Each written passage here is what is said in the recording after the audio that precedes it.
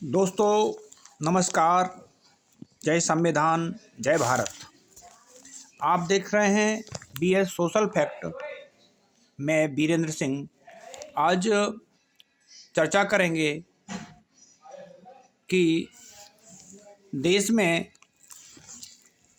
कुछ असामाजिक तत्वों ने बाबरी विध्वंस से जनतंत्र के विध्वंस तक कैसे मंजिल तय की है। तो आज का विषय रहेगा बाबरी विध्वंस से जनतंत्र के विध्वंस तक। 6 दिसंबर 2025 को बाबरी विध्वंस को 33 वर्ष हो गए। ऐसा दिन जब इस देश के अल्पसंख्यकों को ये बता दिया गया कि उनके वर्तमान और भविष्य का निर्धारण देश का संविधान नहीं करेगा, वरन हिंदू कट्टरपंथी करेंगे। बाबरी विध्वंस इस बात का उद्घोष था कि भारत की नीति का निर्धारण अब बहुमतवाद के आधार पर होगा। बाबरी विध्वंस इस बात का भी द्योतक था कि देश की संवैधानिक संस्थाओं ने भी बहुमतवाद के आगे समर्पण कर दिया है। ये घटना इस बात का भी उद्घोष थी कि देश औपचारिक रूप से भी संविधान की प्रस्तावना से पीछे हट चुका है। यहाँ तक कि एक मंत्री ने 6 दिसंबर को शौर्य दिवस सभी स्कूलों में मनाने का ऐलान भी कर डाला। बाद में शोर मचने पर आदेश वापस लेना पड़ा। विगत 33 वर्षों के भारतीय इतिहास ने उपरोक्त को पूरी तरह प्रमाणित कर दिया है। इन वर्षों में संघ परिवार बहुलतावाद के आधार पर समाज को काफ़ी हद तक बांटने में सफल रहा है। नफरत के जो बीज संघ परिवार और मुस्लिम लीग ने बोए थे, संघ परिवार उसी नफरत की लहलहाती फसल को देखकर खुशी से झूम रहा है। 90 के दशक से उदारीकरण, निजीकरण की जनविरोधी नीतियां देश में लागू की गईं। इसके साथ ही शासक पूंजीपति वर्ग ने जनता के संभावित विरोध को रोकने के लिए 2 कदम उठाए। पहला, जनतंत्र को संकुचित करना और दूसरा, सांप्रदायिक विभाजनकारी संघ भाजपा को बढ़ावा देना। 2014 तक आते आते तो शासक एकाधिकारी पूंजी ने संघ से गठजोड़ ही कायम कर लिया। कहने की बात नहीं कि जनतंत्र को लात लगाने व सांप्रदायिक वैमनस्यता फैलाने संघी अपने हितों के साथ बड़ी पूंजी के हित भी साध रहे हैं। इन वर्षों में विभाजनकारी और नफरती राजनीति के आधार पर संघी ने न सिर्फ केंद्रीय सत्ता पर अपनी पूर्ण पकड़ जमा चुके हैं, बल्कि इस सत्ता का इस्तेमाल वे पुनः विभाजन और नफरत को भारतीय समाज में गहराई तक फैलाने में कर रहे हैं। इन वर्षों में वे धार्मिक दृष्टिकोण को भारतीय समाज के बहुलांश का दृष्टिकोण बनाने में सफल रहे हैं। इस कारण ही विगत दशक से भारतीय समाज सतत नफरत और विभाजन की स्थिति में मौजूद है। उनकी वर्तमान सफलता की ये एक महत्वपूर्ण कुंजी है। इस सब का परिणाम ये हुआ कि भारत के संविधान की प्रस्तावना के आधार पर खड़ा हुआ जनतंत्र आज अपनी अंतिम सांसें ले रहा है। अनेकता में एकता, सर्वधर्म समभाव और वसुधैव कुटुंबकम संघ परिवार के बहुमतवाद हिंदूवाद से प्रतिस्थापित हो रहा है।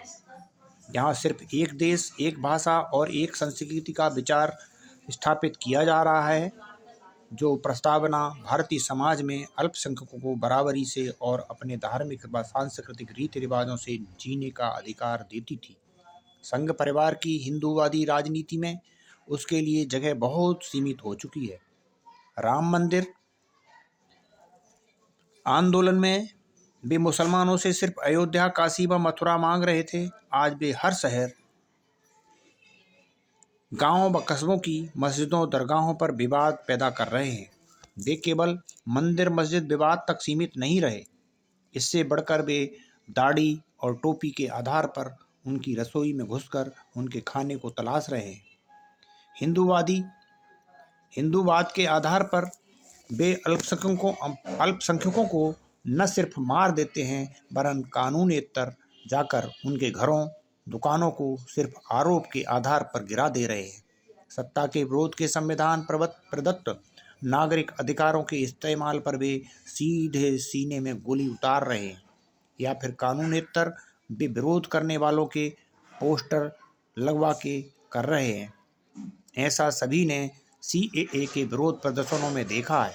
यहाँ तक कि वे नागरिकों, दुकानदारों, ऑटो चालकों व अन्य को उनकी धार्मिक पहचान को उजागर करने को मजबूर कर रहे हैं। संघ परिवार यहाँ तक अब निर्धारित कर रहा है कि किसका वोट होगा और किसका कटेगा और कौन वोट डाल पाएगा। मुस्लिम बहुल सीटों पर वे मुस्लिमों की बड़ी संख्या को मताधिकार से भी वंचित कर दे रहे हैं। अधिकांश राज्य मशीनरी और उसमें मौजूद संघी सोच के अफसर संविधान की औपचारिक शपथ लेते हैं, लेकिन वास्तविक शपथ वे संघ के प्रति निष्ठा की ले रहे हैं। राम मंदिर पर सर्वोच्च न्यायालय के फैसले ने बता दिया कि सर्वोच्च न्यायालय संविधान की प्रस्तावना से ज़्यादा बहुमतवादी हिंदूवादी सोच से संचालित हो रहा है। सर्वोच्च अदालत अपराधियों को दंडित करती है, लेकिन वो तो उनके हाथ का खिलौना बन गई है। जिन्होंने सर्वोच्च न्यायालय में बाबरी मस्जिद को न गिराने का झूठा हलफनामा दिया था, सर्वोच्च न्यायालय ने राम मंदिर के पक्ष में फैसला देकर ये जता दिया कि अब इस देश में मुसलमानों व अन्य अल्पसंख्यकों को बहुमतवाद के हिसाब से जीना पड़ेगा, और वो भी बहुमतवाद की शर्तों पर, और कि इस देश की सर्वोच्च अदालत अब स्वयं संविधान से नहीं, न्याय की भावना से नहीं, तर्क व साहस से नहीं, जनमत के आधार पर फैसले सुनाएगी। देश की सभी संवैधानिक संस्थाओं को अपने नियंत्रण में लेकर वे अल्पसंख्यकों को दोयम दर्जे का नागरिक बनाने पर आमादा हैं। संसद, चुनाव आयोग, रिजर्व बैंक, सेना, न्यायपालिका, पुलिस, कचहरियाँ तक और व्यापार, नौकरियां, पढ़ाई तक वे सभी जगहों से मुसलमानों को बहिष्कृत करने की कोशिश कर रहे हैं। आज प्रदेशों की विधानसभाओं से लेकर संसद तक में मुसलमानों का प्रतिनिधित्व बहुत कम हो चुका है।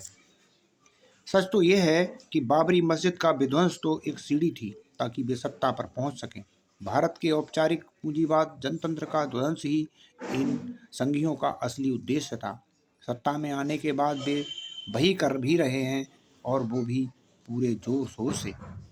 जनतंत्र विध्वंस के बिना वे अपने घृणित मकसद में एक हद से ज़्यादा सफल हो नहीं सकते थे, क्योंकि नागरिक अधिकार, स्वतंत्रता व समानता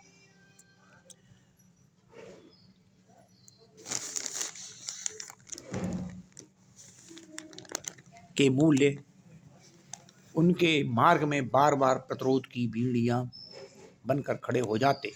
तब एक देश, एक भाषा व एक संस्कृति का उनका सपना आसानी से पूरा नहीं हो सकता था।